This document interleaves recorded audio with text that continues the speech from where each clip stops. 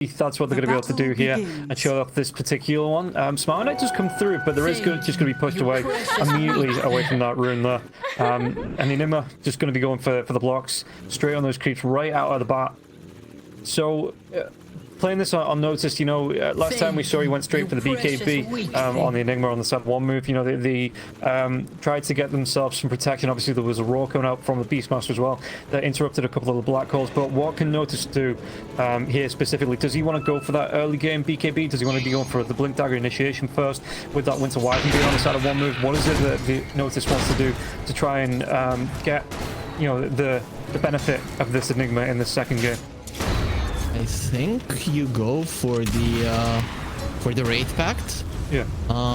You are dealing against heavy damage coming out from the Lycan. You want to protect your support somewhat, if that's possible. You kind of want to hold an area rather than just keep jumping on 1 move, because they have 2 heroes that can actually cancel out your black hole. So just jumping and black holing at the start of the fight not going to be the way to go. I think it's going to be a Wraith Pact into a BKB for this Enigma in particular. And look at this on the bottom lane as well. Seneco's just tethered to a creep that went all around the world, just so he can get the damage up to Sayush. You know, he's coming in, he's throwing out these right clicks, and Sayush is down to below half health. He is going to have that headdress, so the regen will be there. But, you know, Seneco is not giving up a chance to get a right click in there and forcing Sayush right back into the lane with less than half his health. Definitely not the ideal start, but you know, if you're allowing the Lycan to be 1 versus 1, you're gonna be quite happy, because you get to the Helm of the Iron Will quite fast, and then Sayu is actually allowed to do whatever he wants around the map, because the Lycan will not be an easy target for the Gyro and the IO at all. So that is the idea for Sayu. So he doesn't really care if he's the one taking a bit of a beating at the start. Okay, well, we'll see. And the Wolf's just going to be played off to the left-hand side here. It looks like he's just going to try and look to maybe interrupt a couple of blocks, or maybe the pull that was coming through from Seneco. With Seneco with the tether right back into the lane to Haki. Just keep on using the flat cannon here in Afterlife. I mean, these Wolves, they've got to be careful, right? Because that is going to be some easy farm from Dahaki if he just carries on going in with the flat cannon on this. Is this like the... I know the Lycan was picked up a little bit later, but is this the idea that Dahak over the, you know, the barrage coming through over the homing missile for him?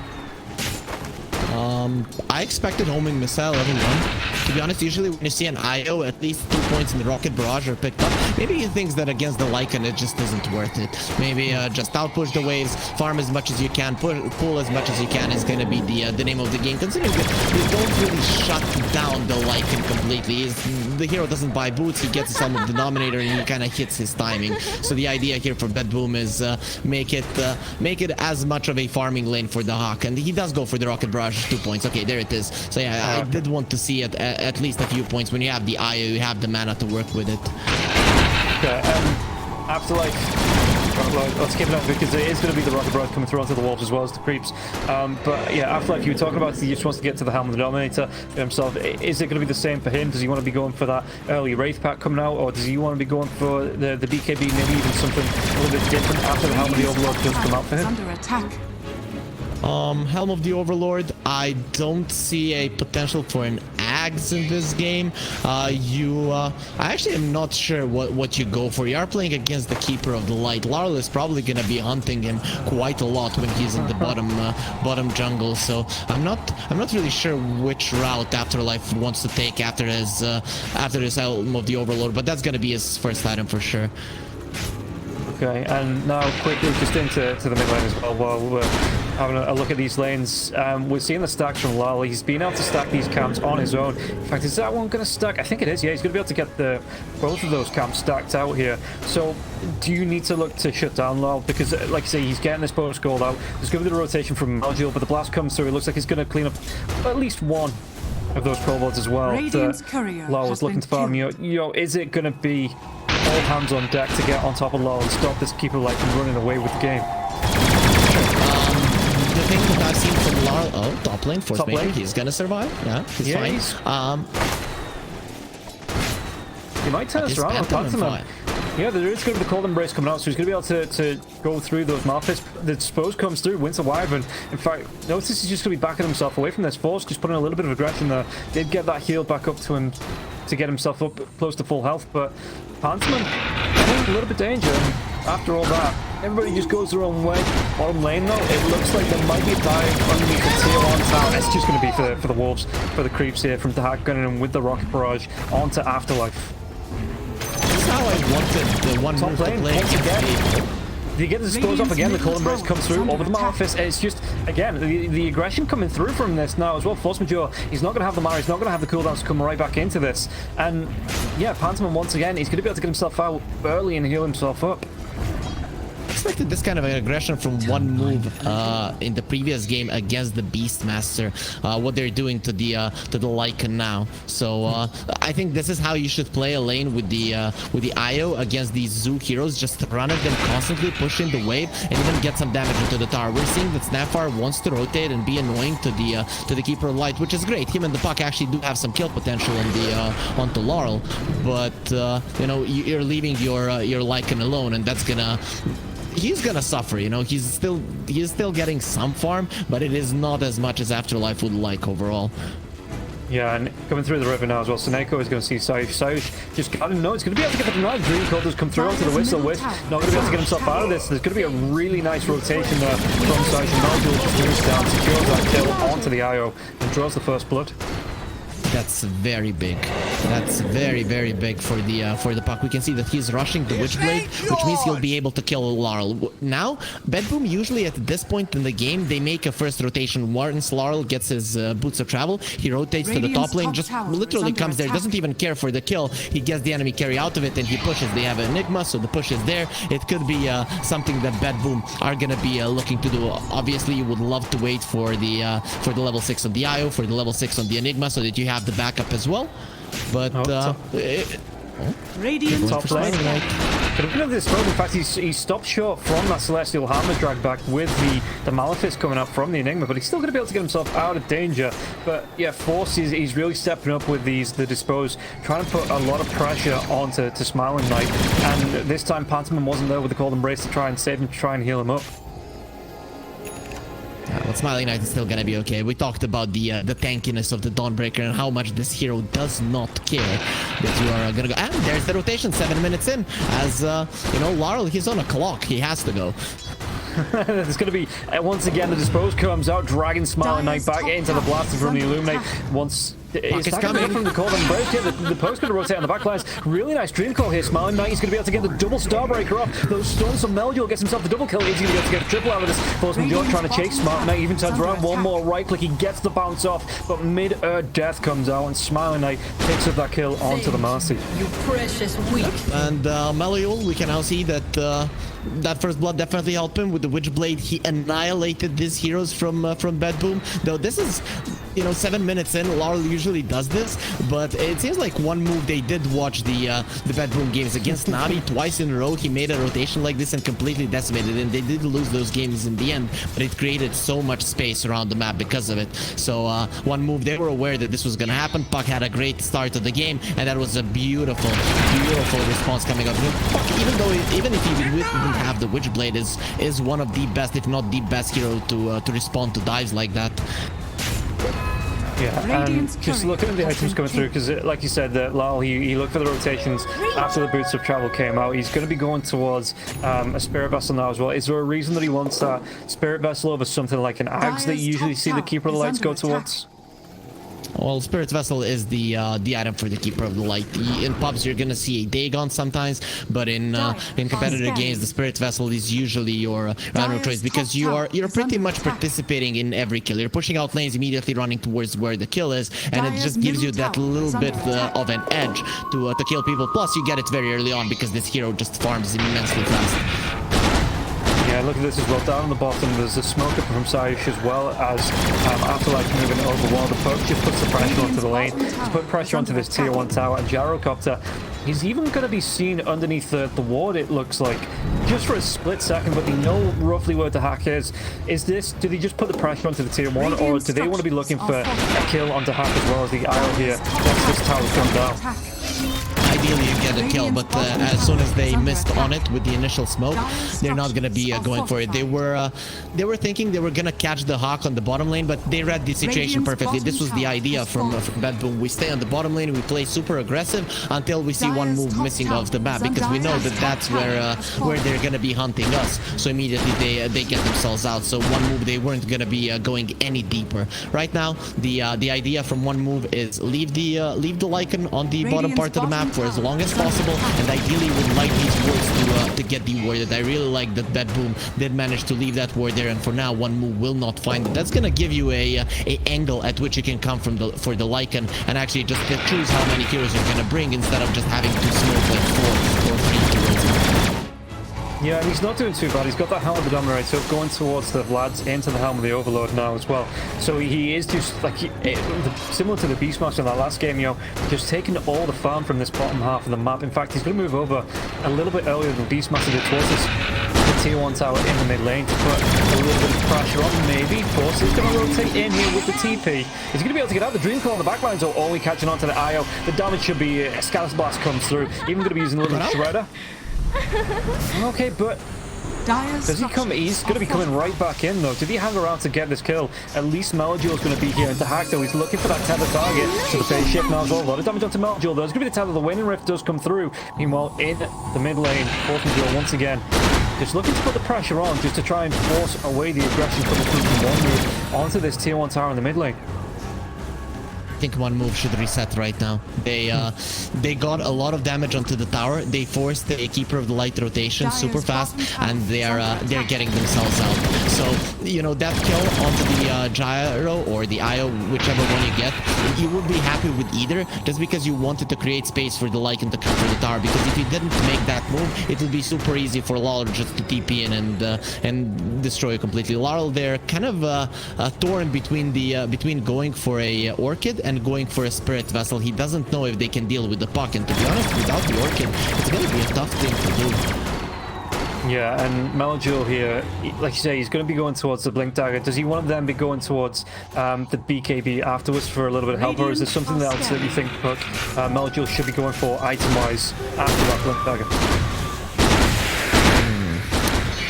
Ideally, you don't want to go for Yules. If you get a Blink and the Witchblade this early on, you'd rather get a BKB in a game like this, so that you're able to do whatever you want unless you get Black Hold, and you have really good heroes to stop that one. Okay, Pantomime on the top. He's going to have to force this Arctic Burn out. Melodul does get seen, so they know there's a sentry. I mean, the sentry's got less than a minute left. But Force is going to be able to get that keyword out anyway. Stop the aggression coming through from BetBoom. And you can see, 12 minutes in, they've still not got a kill in this game. You know, what do they need to do?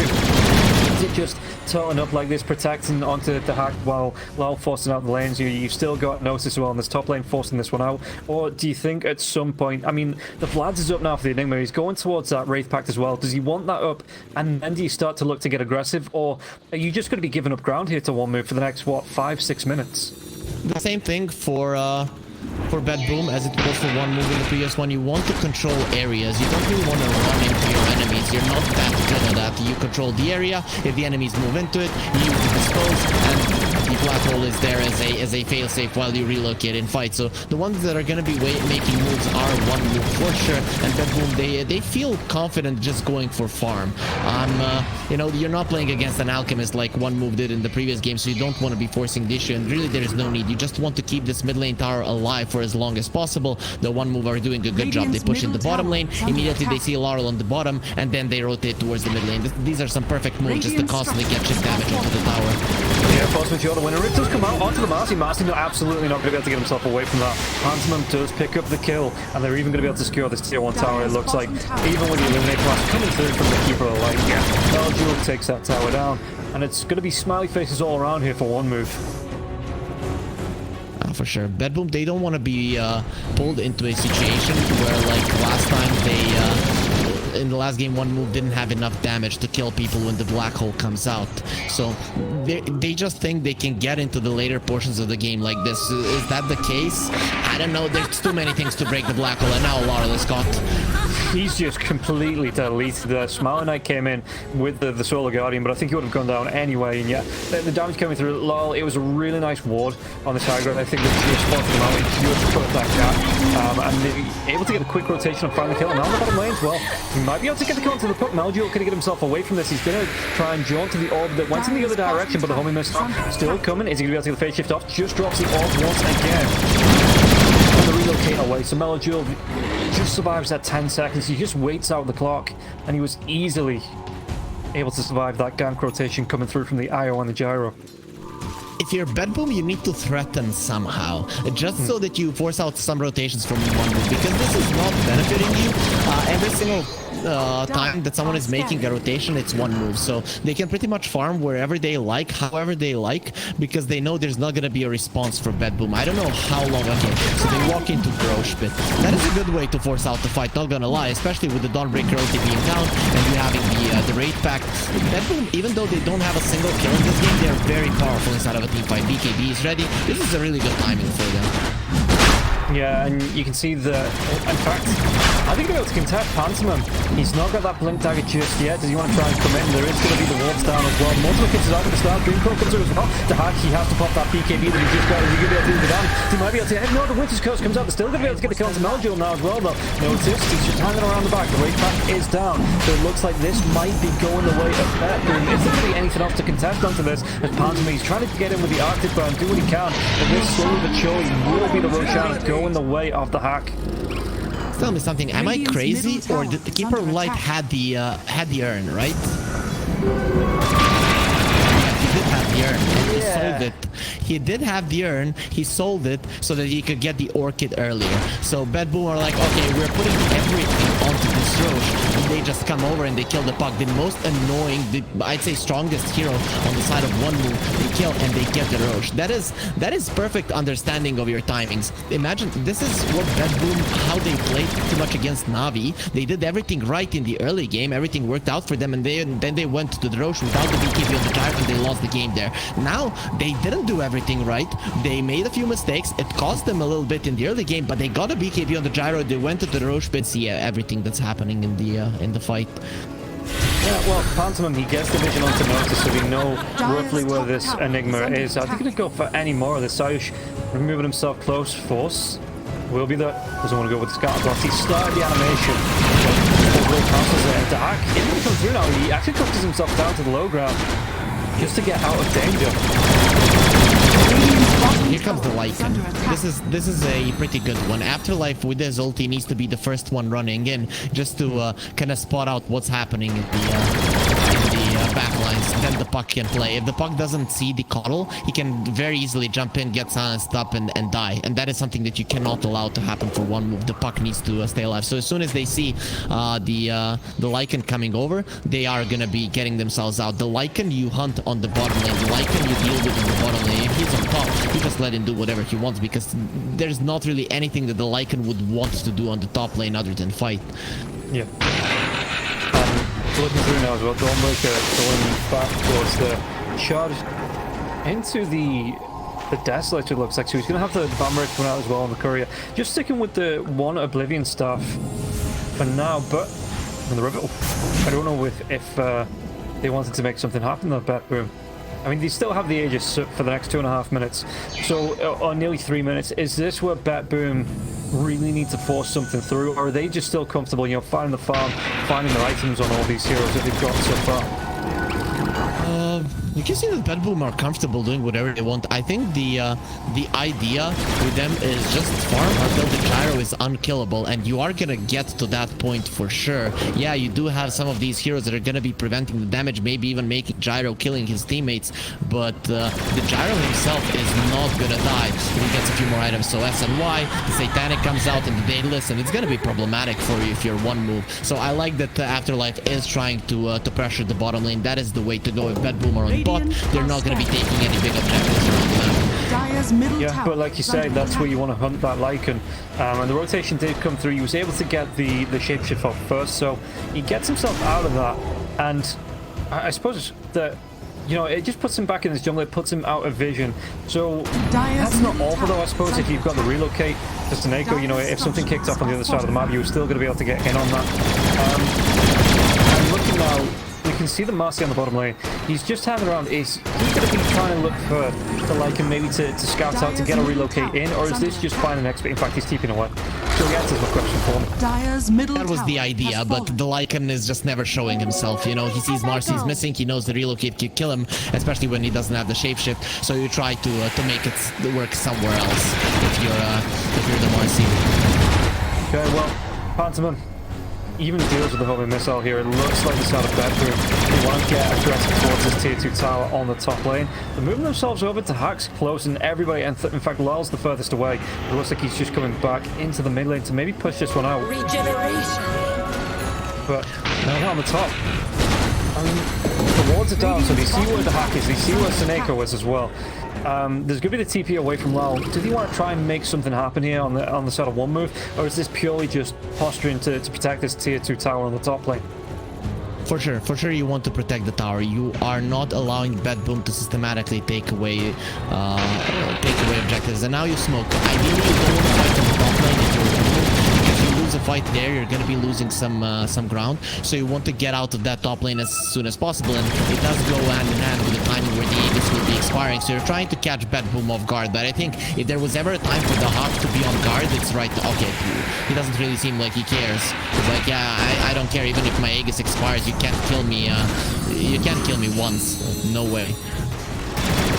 Yeah, and he's got that Satanic queued up, so that's going to add to the survivability coming through for this Gyro. He just does get reclaimed, but now it's going to be the 5-man smoke coming through from BetBoom. What are they going to be able to find here? Because Sayush is still in the enemy side of the jungle here. He's going to be able to get the cookie away to the low ground. Force Majeure doesn't have anything to dive to, though. So, well, now he is, but it looks like Sayush has to get himself away. He does have that TP. He's just going to go on the other side of the tree lines. Are they going to be able to get the dispose off? Oh, close. But again, close only counts in virtues. I really can't deal with all this blood, right? 7 kills in 21 minutes is too much. The panel was mentioning, you know, coming from League of Legends to Dota, stuff like that. You know, imagine you're watching League of Legends and you're like, okay, man, this is super boring. I heard that Dota has 1 billion kills, and then you come over and you see 7 kills 22 minutes in. So BetBoom and the one move, they're definitely not doing Dota as a game of favor right now. So this is it might actually become a dead game, as some people have been pointing out. I mean, there were so many kills in that last game, you know, that maybe that both teams are just like, they've come to an agreement, you know, that they're just going to relax in the second game. They're just chilling out. No more violence. Yeah, exactly. Just giving peace a chance. It looks like Melodule, he wants to rotate over. He might be giving Snako. Yeah, the Gyrocopter's coming, but the Hack's going to be close. I think we're able to get the damage onto the Io. Io is going to have that talent. It's going to be called out coming through now as well. The damage with that Solar Guardian. Do we have enough to take down Snako? It looks like Celestial Hammer. It's not going to be on the mark, so Snako is going to be able to run himself away from this one. And the Hack. Time to bail. Time to bail. If you're one move, you don't have the Solar Guardian. Suddenly that Black Hole is actually a pretty solid spell. You know, you have to run away. Winter Wyvern is pretty good to stop the aggression, but look at BetBoom. They're coming from various sides, and Pantheon is just caught. The silence came through onto the Winter Wyvern though, yeah, and he absolutely no chance of getting away. I think he was maybe trying to look for the curse onto Snako, but he was just silenced up and there was nothing he could do. Now, the Hack as well as Snako going to be able to put the pressure, the Eidolons as well, onto this tier 2 tower on the bottom lane, and one move, like you say, just can't really step up to stop this. You want to defend the top tier 2? Sure. We're gonna find a way to get the bottom tier 2, and then we're gonna overtake the outpost. This is all of a play from BetBoom. They're trying to get a tier 2 before the the second Roche, so that they have the advantage. Ever since I always keep emphasizing the Dire side has had the Roche advantage with BetBoom on the Radiant side ever since the change. The outpost, the bounty runes, the defense of that area has been so big for the Dire side, and we are seeing that in numbers pretty much in every region apart from Southeast Asia and South America. The Dire side has like 60 to 65% win rate. That is a huge chuck on winner. That is a big difference for sure. So now BetBoom, they're gonna take it to their side. Now the Radiant side actually does control the Roche completely in one move. If I was them, I'd be farming buybacks, smoking, taking this outpost, and fighting around that Roche like hell. Because if you let it go, this Gyro, he's not gonna die. Satanic is like 1500 gold away. That is when the game ends for you. Look at this as well. They're going to be able to get the damage on, take down the side shoes, this time in the trees. Now the Soul Guardian comes in on Dark. He's going to be able to get himself away from this one. He's dead. 50 seconds to chase is on low. He has to pop that BKB. The Varrock comes through from the IO, and it's going to be the real KL. But can they do anything about this? They're going to be able to get the stone to Puck. Puck, he's going to try and chase out. There's going to be the Soul Bind onto him.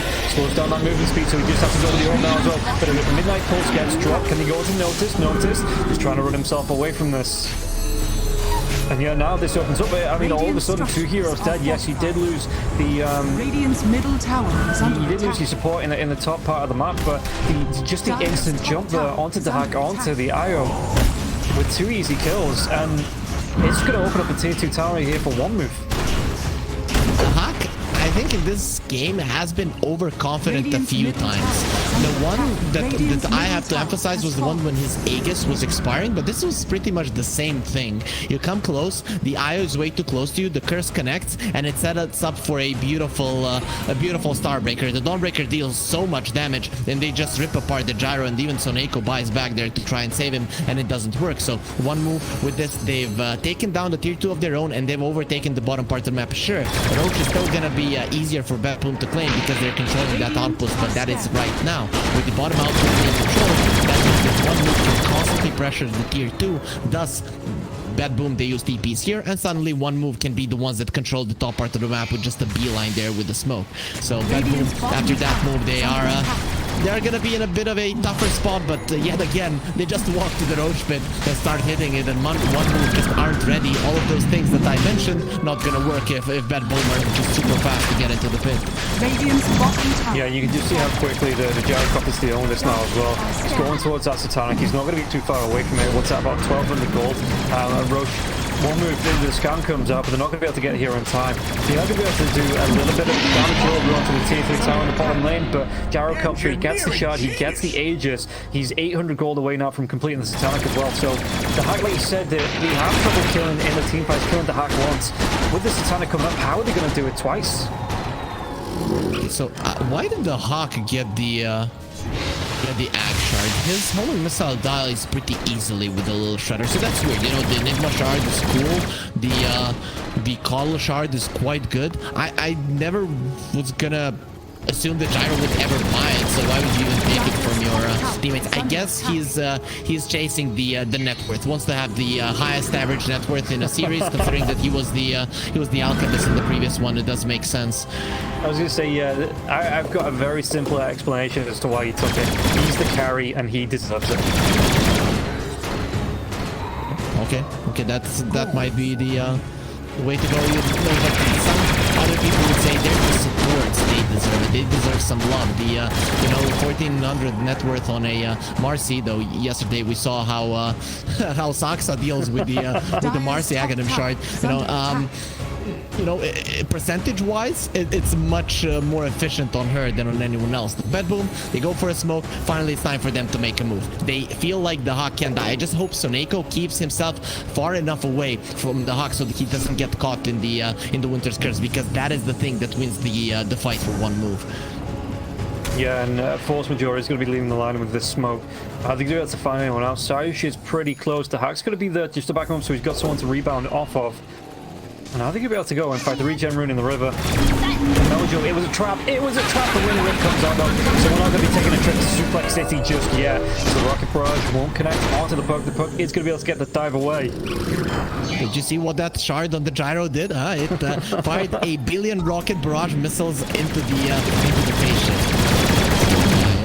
And either way, BetBoom, they overtake the triangle. This is pretty big because there are no tier 2s on the mid or on the bottom lane, which means from the triangle you can control 2 lanes with ease. So BetBoom are gonna, or One Move are gonna be forced to come back to their base very soon. And we can see what's the Eidolons are on the bottom lane. I would actually like to see a shard on the Lycan.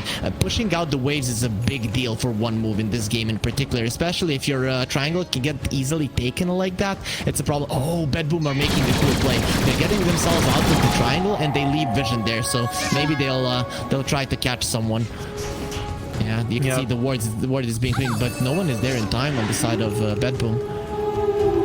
Meljoul was able to get himself away. I mean, out of all the heroes, he is the most elusive on the side of One Move, so maybe not the easiest target to take down, but Daxak's just going to rotate back in, and again, just look for the creeps, just look to take away whatever network you can on the side of One Move.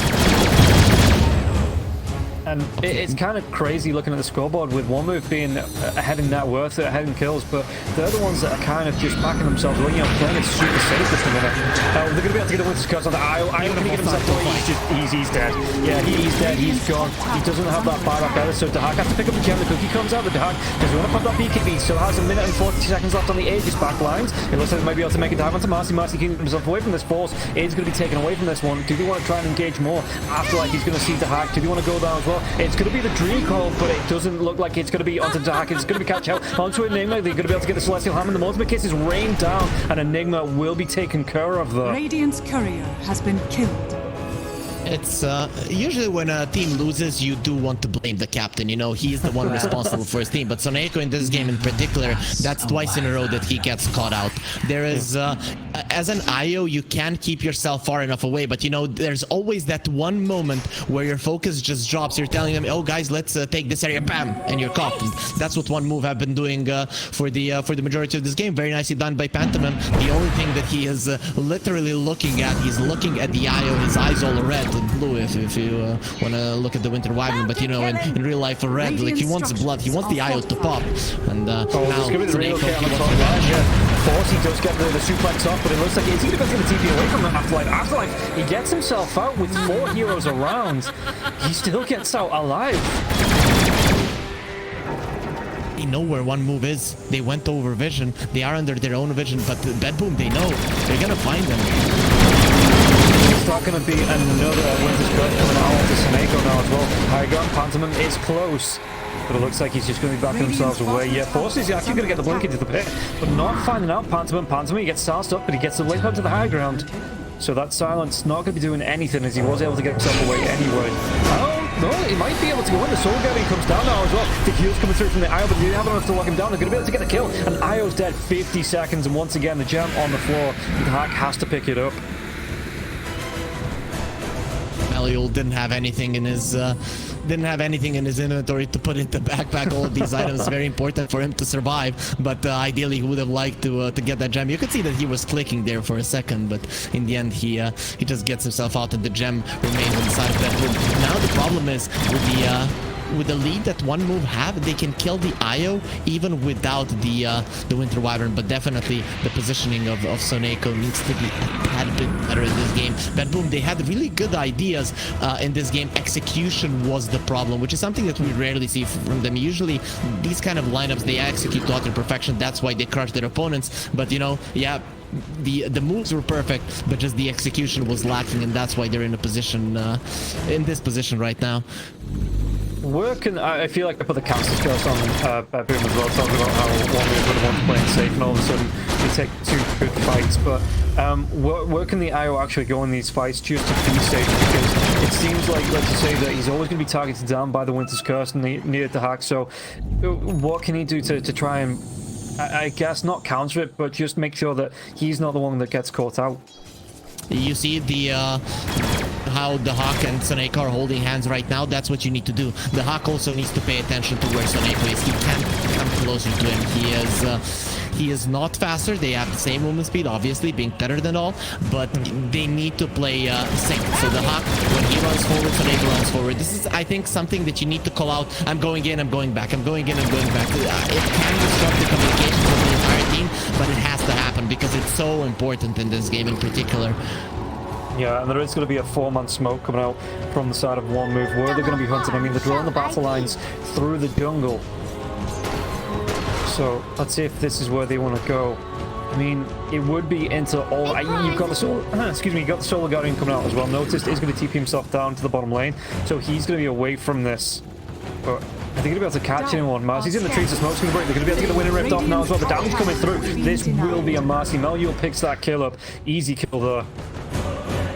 But they aren't going to be able to find anyone else because he'd already retreated, already TP'd back. BetBoom knew about this. As soon as they saw the bottom lane not being pushed by anyone, they got themselves out. The one move, this is a really good one. If our smoke doesn't work, we will immediately TP to the outpost and fight. And okay, BetBoom, they do manage to read this one. They didn't have vision, but with people just missing from the top lane immediately, you could have made a pretty good guess where they are. Still, with this one move, they got a kill. They pushed in all the lanes and they forced BetBoom into the base just before the Roche can spawn. This is gonna force BetBoom to go for a smoke just to control one area, and one move is gonna know where that is. It's gonna be around the triangle, around the mid, because the Roche area is what you have to control. So this makes it very easy for one move to kind of understand where BetBoom are gonna be in the next 2-3 minutes.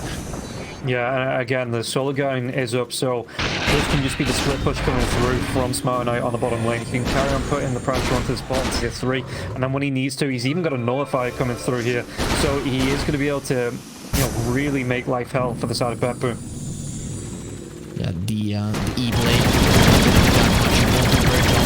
kick from the gyro as well. That is a big thing as well. Imagine a satanic plus the sidekick. The gyro doesn't have the Ags scepter, so if he gets stunned up, he's really not going to be healing. But when you look at one move, you don't really have big stuns, The Snapfire is going to blink and stun him. I don't think so. That only happens if the fight is going really well for you. Okay, well, let's see what they can do, because, I mean, they are going to be just both teams posturing again around the Roshan pit, just trying to see if they can get themselves in, get a quick Roche, because the hack actually steps up. Okay, there is no vision around. It's on the other side of the pit here from the side of one move, so they aren't going to see, I don't think, the Gyrocopter moving into the pit, though. Yeah, finally the Lycan is going to be going for a shard. He has the AC, he has the BKB, so he is going to keep himself alive. The Coddle can't kill him, the Gyro can't kill him. He pretty much survives anything unless he's in a black hole. Plus, of course, he's going to have the Winter Wyvern behind him. So he has dealt with that. Now, it's time to deal with the lanes, and the shard just gives you so much if you're the Lycan. BetBoom, with them being so scared, it's going to be tough dealing with the lanes when there's also Lycan Wolf pushing in. Yeah, and so looking at this now as well, the Roshan's going to be in 27 seconds. You've got to group up. Is this where BetBoom? I mean, it is going to be a long one, so they are going to smoke up. Yeah, they want to get aggressive off. I'm just questioning, have we seen a black hole this game yet? We have seen a half-a-second one. I don't know if you remember, it was just before the second Roche, when one move was taking down the mid lane tower. Noticed used it for like half a second. We didn't. I don't know if you noticed it, pun intended, but he did use it there and just immediately moved away, so it was a half-a-second black hole. That's it. That's the only thing that we've seen. Okay, well, it looks like both teams know Roshan is up, so again, they are going to be moving around this one, but we're going to see BetBoom coming in with a really good wraparound if they can find a pick, though. That's a big if. Again, the Solar Guardian comes out. You've got the secure from the Winter Wyvern that's going to be able to go with the Winter's Curse onto anyone that gets cut to our position with the Blink Dagger as well from the Winter Wyvern, so he's going to have a good positioning on that. So let's see here what BetBoom can do coming into this. Could be walking into Afterlife. Oh, we're going to be able to get this also again onto Marcy, because it was just going to be a really nice kill. Could we get the heals off? Is this going to be able to sustain onto the Marcy? Multiple kisses are going to start to rain down as well. It looks like the raid fight is out, but it's not going to be able to keep Frost and Joe alive. And now they're going to be able to go into Snake. Snake can get himself away from this. It looks like he will eventually be able to get away. Does he take down? No. He's going to be absolutely fine. Back lines noticed, though. He's in the trees. He's hoping he doesn't get noticed. Tough one for BetBoom. The thing is, you need to make a move, because the lanes will naturally start going your way. With the Lycan getting a shard now, with you playing against the Dawnbreaker, you have to go, and it's not the ideal scenario for you, because you know that you're going to be running into the enemy vision. But one move, on the other hand, they just need to be patient while the lanes push in. So I like that BetBoom, they are going to find another dimension to this one. Let's go towards the enemies, pushing the mid lane, pushing the bottom lane, and then try to find a fight. And plus, the gods are going to be on their side. Lord Gaben gives gives them the DD on the Hawk, and this is something that they can use to just go forward. This makes it even more dangerous for Soneko to stay close to the gyro because he can get 2 shot in. Yeah, and the Wolf is going to see this in the fair. I don't think there's a sentry close to them. They're going to know roughly where Soneko is. Yeah, the scout from the Wolf. They're going to be able to get in. Oh, the Starbreaker comes through. He get the kill. He just absolutely bleed, even without the Winter's Curse. That IO has been just popped. Does have a buyback though, and the buybacks are going to be very important here for BetBoom because they understand the importance of this Roche. The Hawk doesn't have it, but he's going to have it in a few seconds. The Scorch comes through, they're going to be able to get the Doom Pro, the BKB farewell, so it's not going to be able to, they're going to be able to take down, they take down Dawnbreaker now. Buyback from IO, IO's going to relocate, 7 seconds, the buyback comes through from the Dawnbreaker. He's got us once again. The guy something who's going to be able to get the Aegis, is going to be the Hack that takes it now as well, and the relocate out just in time, but it does leave Noticed in a bad position. Can they do any more? They're going to be able to get the kill onto the Enigma. Can they chase down onto the Master? The Master's going to be able to get that blink away. But the chase is on. Meljo is not going to be able to connect here with the Waning Rift. And Force Majeure in the trees just has to back himself out. Gets the rebound up low. So, Rob, we are still having the accumulated time of people stunned by Black Hole being 0. So it still is going to be that way this time around. Noticed he dropped the ball, but still, that is, BetBoom are going to be happy with that one. They got the gyro out with the Aegis. He's going to have the AC, it seems like, is going to be the item of choice. He has the Paladin Sword, then being buffed by the sidekick. This guy doesn't die. I think Soneko should just stay away. He should stay away completely from the gyro, especially now during the Aegis, because he's the first one to be targeted every single time. We see the E-Blade from the Keeper of Light just isn't gonna help because the Nullifier is there. Really nice itemization from Smiling Knight, understanding exactly what his job is. If my Winter Wyvern can't do it, or if Pantomime needs to focus a little bit on dealing with the Black Hole right now, well then I'm gonna be the one killing the IO, and he does a perfect job at it. Yeah, CIS as well, he's got that Aghanim Scepter, so he's going to have the Gobble Up. He's going to be able to spit his allies out where they're going to be needing some great repositioning coming through from that Aghanim Scepter there on the Snapfire. Dawnbreaker, again, just continues to push out this bottom lane. Going to be able to go on with Starbreaker, just immediately pushes out there. Creep Wave takes it down, and the Wolf leads the line on towards that tier 3 tower as well. And even with the Sage just up again, 5 to 17, a 9k net worth leader. It's not a massive lead going the way of one move, but they're a little bit more confident now, you know, in taking the fights, in putting the pressure on Steph. Are they though? You know, when you see the Hawk gyro, you just want to run away from him. You know, even though you're ahead, you don't feel like you can take a straight up fight and run into the Hawk. You're gonna get demolished. So you always need to find these angles, these weird fights if you're one move. That's where the Lycan comes in. That's why I like this hero so much in the pick, is because he can just run around, send the wolves everywhere, kind of give the idea to his team where the enemies are and go in. Though you could see that Smiling Knight got destroyed there by the gyro, so I'm not sure if he's gonna be committing that much into the Wisp any longer. Oh, speaking about committing to Hack, he's going to be walking up onto high ground. He's going to be walking into a trap. They're going to be able to go. They get Scouts Blast off on the Gyrocopter as well. Can they do anything about this? They're going to go into the backlines actually with that Dream Call. It's going to be the relocate coming through. So Marcy is going to be stunned. Soneko just on that relocate, going to be right on top of where he needs to get. So they forced out a couple of, or they've got out a couple of ultimates there on the side of BetBoom. One move, they're just going to back themselves with it. Only really cost them a Dream Coil in the grand scheme of things. I think one move need to wait for the Aegis. Right now you saw that you can't commit for the gyro. I really like that Soneko didn't panic and didn't go for the tether. Understands that way he's gonna lose the fight for his team. The Hawk is more than capable of keeping himself alive, and now he's gonna get the Aghanim Scepter as well. So then he will pretty much be healing up even when stunned. He just needs to get the Satanic off. This is gonna put one move in a really tough spot when it comes to killing the gyro from under to 0. Maybe look for a Hex on the puck, something along those lines, maybe on some other hero to be able to bring him down. Larless thought.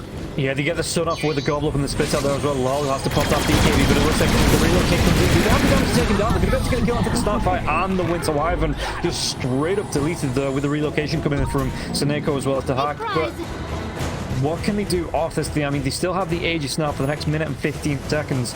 Is this where BetBoom want to try and force out a fight? Maybe look towards a tier 3 tower? For sure, you go forward. You want those buybacks if they have any. Of course they do, we know that, but BetBoom doesn't know that. And this is one move just making a big mistake, you know, thinking that you can do a little bit more when you're doing everything nicely, but then just, can we just kill this guy? Why not? And they even missed the spell. The grandma there shot next to Laurel, but I don't think that would have changed much. Yeah, the wolf being spit out just to try and deal with the Eidolons coming through. I mean, look at that. The creep wave, it spawns and it's just straight up dead as soon as it comes out. When the missile comes through, it's still going to be stun onto the Lycan, but that is going to be a lane of racks. Being taken down, Melduel. He did show with the Waning Rift to clear up the creep wave to make sure that maybe the protection comes through from the range racks, but BetBoom, they don't want to push this advantage too far. They're going to be happy with taking that melee. You know this lane's going to push it, even with the wolf being spawned on that lane every so often. You know, they're going to be happy with this. They're just going to back themselves away. Gyrocopter with 6.4k gold now as well, going towards the Ags.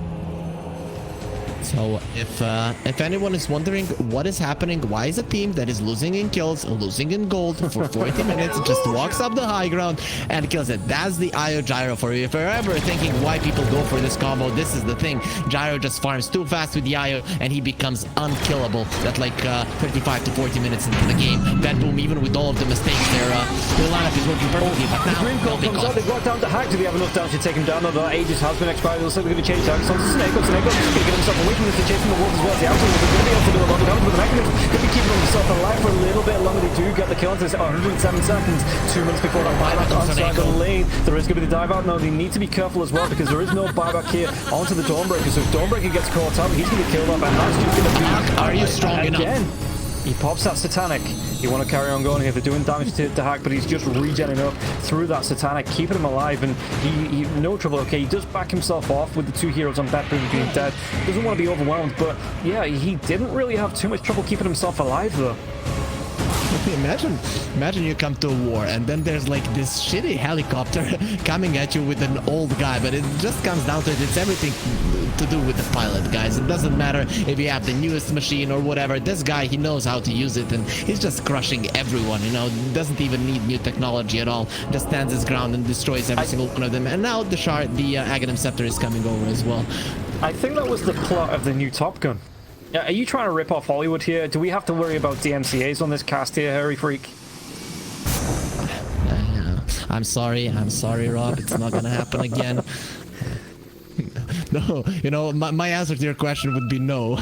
But either way, it is really dangerous in the slippery slope for sure. Either way, the Hawk now, I don't know if they can kill him. I literally don't know if they can kill him. He has the Witch Bane, so can even purge some of the annoying things from him, I guess. What do you not want? Some slows, some attacks as well. You have the Satanic to remove the silence, but you can remove it with the Witch Bane as well. You don't really have to use your Satanic. I don't know how you kill this guy. You always leave him for last, but in the end, one move are gonna have to deal with him somehow. I'm still looking at a potential Hex. Is anyone gonna get it? Well, I don't care. Just let him do what he wants. You can see the Winter Wyverns building into the end desk. Melule needs to get himself away from that as well. Just using that Yules to get himself up in the air. The quick blink comes out now, and it looks like it's survivability is the name of the game here for Puck. Meanwhile, Afterlife, do you just need to... I know I asked this early on, real early on, about 15 minutes in, but is this where one move? Do they need to pull this Gyrocopter up to the top side of the map and let Afterlife put the pressure onto the bottom side of the map, or even maybe the Smiling Knight with the Solar Guardian that can come in and react to this, or is it just BetBoom overwhelming one move here? I don't think that both of the teams can fight, and I think it's much easier for one move to fight because they can do this. Yeah, the BKB was this time to the Enigma, so it is going to be the Solar Guardian into that black hole, but it is going to be able to divide it. Moses gets that second black hole off. It's going to be a really good Winter's Curse, but it looks like it might not be enough, so it's going to be a single slap. It's not going to be enough, and now they're going to be able to get a really good start right. The damage coming through on 4th blow is absolutely deleted. The change chance are going to go into the hand with Snake on the back. They're going to be able to keep him alive. Snake one more right, they're going to be able to take him down. Yes, maybe. No, Snake, he's still going, but that's going to be the little shredder taking him down. The buyback comes through from Marcy now as well. They do get that nullifier onto the Hack. Can he get himself away from this? The buyback's coming through from absolutely everybody here. fight me, bro. Literally fight me, bro, coming out from the Hawk. Okay, so anyone has something bad to say about the Enigma black holes? Those are pretty good ones, and also the Lycan sphere put on the Enigma made the Winter Wyvern, you know, just think twice. In the end, he did use the Winter's Curse on the gyro, but overall it doesn't do much. The Hawk can survive through anything that his teammates, his enemies, it doesn't matter who is hitting him, he's just gonna survive through everything. This is the true Chad. He stands his ground. The problem is he doesn't have enough damage for the enemies to be afraid to go onto his teammates. Okay, one move, they're going for Roche. There are no black holes, so this could be a good one. And someone needs to deal with the bottom lane as well. Smart, yeah, that lane is going to be pushing. The Hawk trying to get himself inside the pit here. It is going to be the refresher shot as well as the Aghanim's being dropped by Roach, so both teams want to highly contest this.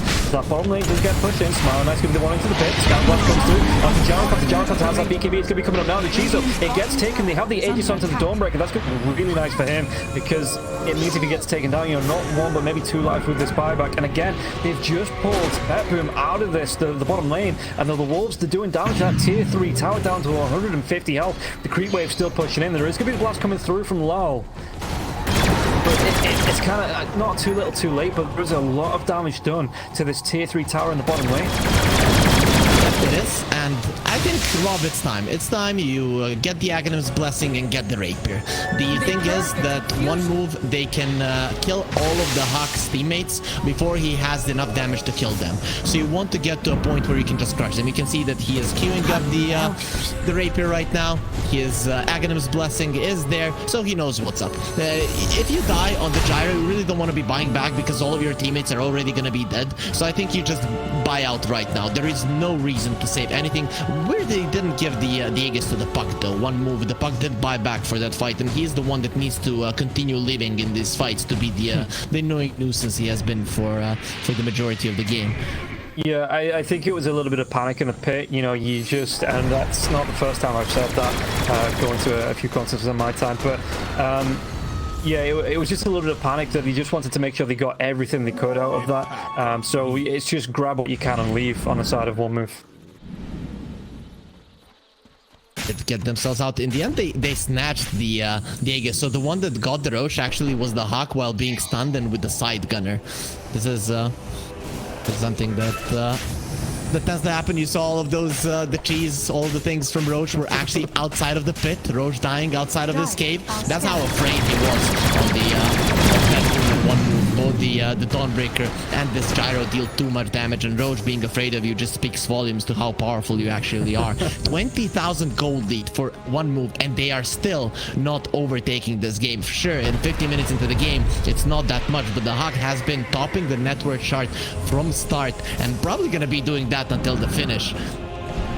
Yeah, and so we can see that the Lycan's got this refresher shot. Is that where you want to be keeping that, or is he just holding that maybe? Or they might even be able to get the lockout with the Dawnbreaker now as well. He's showing that he needed that Aegis. Can we call out the position of Cooldown Mode either? Did you see what I mean from that? Can we call the Black Hole as well? It's going to drive back. It's going to be the death. He does have that buyback if he needs it. One move should back. It looks like maybe they're going to try and chase, but the back lines are going to get the Dream Coat off onto the Enigma as well, but I think we have to do enough damage as well. After like another Winter's Curse does come through, and it looks like the Soul Guardian comes out. They're going to try and take down onto Notice, because this is smiling now. He needs to get himself out. He doesn't want to die back. And they're going to be able to get the kill onto the Gyrocopter now as well. It looks like they're not going to be able to. Marcy once again goes down. The Snapfire is going to be there as well. But Smiling Knight, he just has to go for that BKB. He's going to be relocating now as well. Look at how much damage Smiling Knight is taking now, and that's going to be a dieback on the Dawnbreaker. And I think this is just going to be BetBoom moving down the mid lane, looking to put the pressure onto that last set of that last racked in the mid lane, and maybe get something concrete out of this game. Maybe throne. This could be throne territory. Those were two Winter's Curses.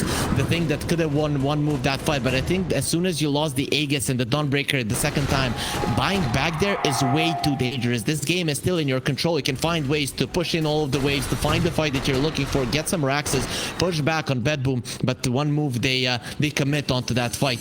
Even if they win, you know, there's still some... Actually, they would have won the game there. So maybe a worthwhile try, but still too risky to lose this game right now. The Hawk is going to be going for the throne. Yeah, and you can see Saish Spy's back. They're going to try and do everything they can to stop this. But Gyrocopter, he's got to go tier 4s. He's got the back of pretty much the entire team backlines. Snako, there is going to be the dream call coming out. He doesn't care. He's not going to move from there. So he's going to act like being thrown in trouble with his weapon. That's okay. The Hack's going to get rid of him. Nah, he pops that Satanic. He gets all of his life back. The Hack with that BKB. It was close, but he was saying that's 100% calculated there. Just continues on to the tier 4 towers. The fortification will be used. It looks like Lowell having to push him now as well. Snako. There isn't going to be a relocate. That's a Satanic down for the next couple of seconds as well. Do they have the damage to take him down? Once again, the Hack, he's going to be inside of this. He's looking for anybody to right click up. He just goes right back towards the engine, and look at how quickly this is going down. He might go down the last line. Pops a blade now. It's going to be the stumble. He does take him down. He's dead. The Rapiers on the deck. Who's going to be able to pick this one up? But it's still going to be the engine being his Mercy. Just going to try and go for it with the Unleash. He's trying. He's going to get himself around here. It's going to be chased on Snaper once again. The buybacks come through from absolutely everybody. Force Major. He's going to be able to get the rebound off. He's going to be able to dispose again. Once again, that suplex comes out. The Dream Call. Is he up now? The Enigma. And it's going to be the damage coming through onto the Enigma. But it's the Ancient. It's still going down. Well, he's doing whatever he can. He can't stop the right clicks. The Yule Scepter comes up. One right click away. It's just going to be the Wind Waker.